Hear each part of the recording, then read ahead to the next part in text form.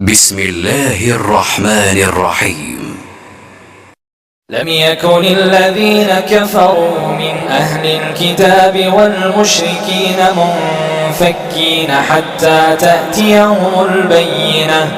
رسول من الله يتلو صحفا مطهرة فيها كتب قيمة وما تفرق الذين أوتوا الكتاب إلا من بعد ما جاءتهم البينة وما أمروا إلا ليعبدوا الله مخلصين له الدين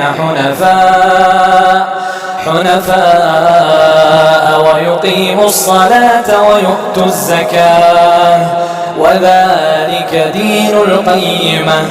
إن الذين كفروا من أهل الكتاب والمشركين في نار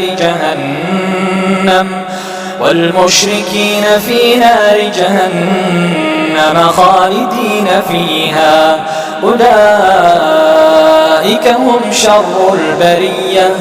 إن الذين آمنوا وعملوا الصالحات أولئك هم خير البرية.